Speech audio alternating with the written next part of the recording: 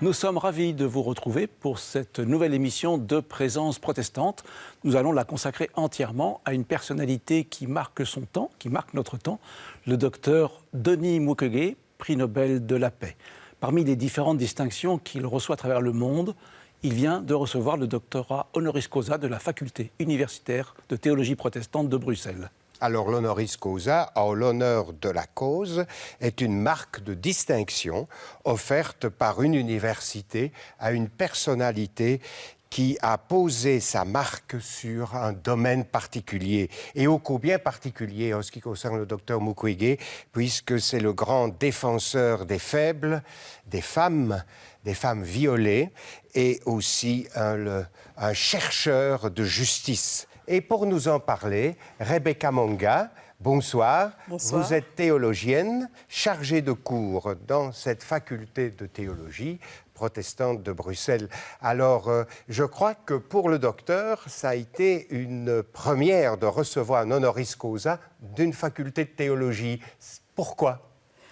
Eh bien, à son tour, après des universités comme Harvard ou l'ULB, la faculté universitaire de théologie protestante a voulu honorer le travail du docteur Mukwege pour la justice, le droit des femmes et la paix.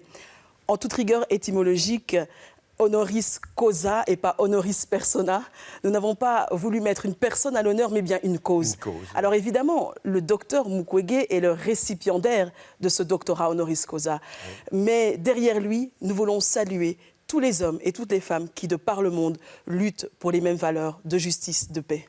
Alors, juste avant la remise de ce prix, nous lui avons tendu notre micro et nous lui avons demandé « Docteur, qui êtes-vous exactement ?» Nous regardons et nous écoutons surtout sa réponse. Denis Mukwege, c'est un serviteur inutile à l'hôpital des Panzi, à l'est de la République démocratique du Congo, où j'exerce comme médecin, gynécologue obstétricien. Et je m'occupe spécialement des victimes de violences sexuelles. C'est la première fois que je reçois un titre d'une faculté de théologie. Et pour moi, ça dit beaucoup, puisque je crois que cette faculté de théologie est inscrite dans l'histoire de l'Église protestante congolaise. En fait, le pasteur qu'on appelait Papa Bokele a fait ses études ici. Et moi, je suis un fils d'un pasteur. Je sais ce qu'était l'église protestante avant, quand toutes les églises étaient éparpillées. Aujourd'hui, le fait d'avoir réuni toutes les églises protestantes au sein de l'ECC, ça représente une force spéciale. Et la deuxième chose, j'ai un ami qui a été... il a été beaucoup pour moi, avec qui on faisait beaucoup de réflexions par rapport aux exclus, aux vulnérables, aux femmes victimes de violences sexuelles. Le professeur Félix Mutombo Mukendi, qui a enseigné ici. Et donc, pour moi, être ici, donc recevoir ce titre, il y a de l'émotion, il y a de l'histoire, il y a tout ça ensemble. Denis Mukwege parle d'émotion. Il y avait beaucoup d'émotions dans cette réception, dans ce titre qui lui était donné.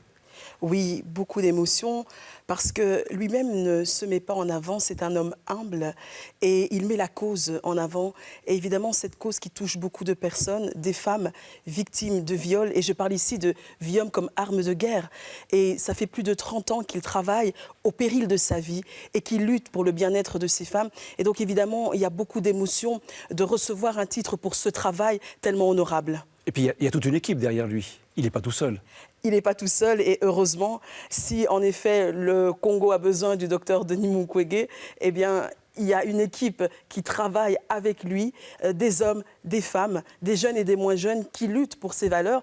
Et il n'est pas le seul dans le monde, il y en a d'autres partout dans le monde qui travaillent pour la même cause.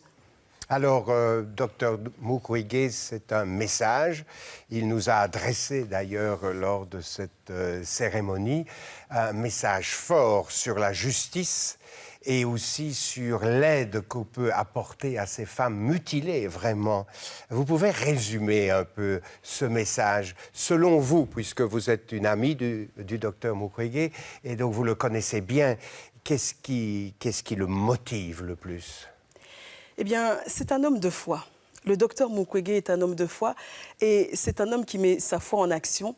Donc il est motivé par la foi, par l'amour aussi des autres qu'il a, mais aussi par la souffrance qu'il voit. Vous savez, parler du docteur Mukwege sans parler du Congo, sans parler de l'Est du Congo, où se joue un drame depuis plus de 30 ans, eh bien, c'est passer sous silence finalement son combat. Oui, des femmes, des hommes meurent chaque jour et il est vrai, nous ne pouvons pas tous être des docteurs Mukwege, mais au moins nous pouvons nous indigner face à cette humanité meurtrie. Parce qu'à chaque fois qu'un homme ou qu'une femme est privé de justice, à chaque fois qu'une personne dans le monde souffre, c'est toute l'humanité qui est touchée dans ce qu'elle a de plus précieux. Et donc, il est nécessaire pour nous de combattre et d'aider aux côtés d'hommes comme lui pour défendre ses valeurs.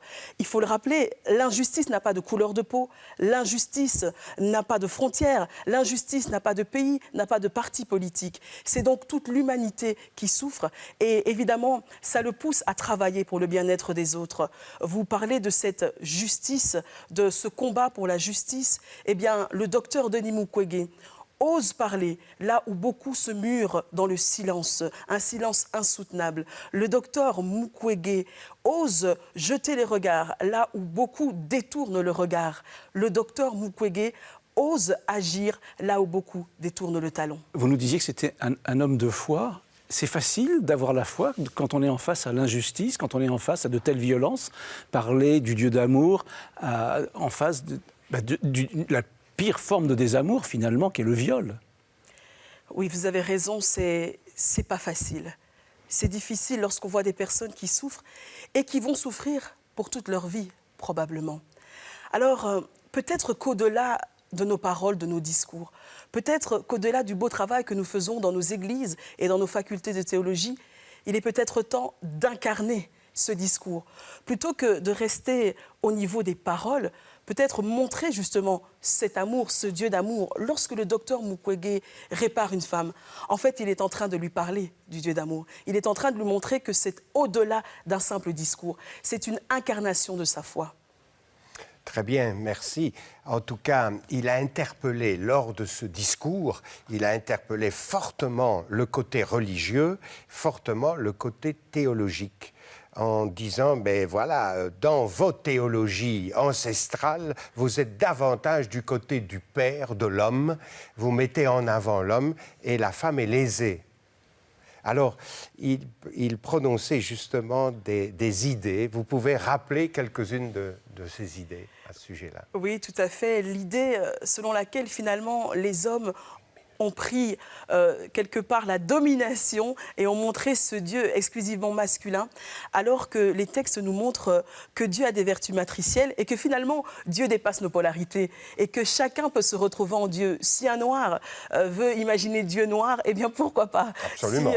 Voilà, on peut vraiment regarder Dieu comme on le veut, regarder la divinité comme on le souhaite, mais l'essentiel, c'est tout en permettant à chacun de se retrouver et de ne pas monopoliser le discours justement sur Dieu. Comment on peut suivre l'actualité du docteur Mukwege d'une manière constante, presque? Il y a un site, il y a... Voilà. Comment on peut faire ça? Oui, il y a le site de la Fondation Hôpital Panzi qui est régulièrement mis à jour, que ce soit sur Facebook ou sur Instagram, sur tous les réseaux. On peut suivre l'Hôpital Panzi ou la page du docteur Denis Mukwege.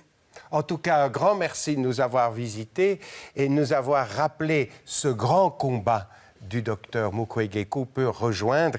Et puis, regardons tout autour de nous.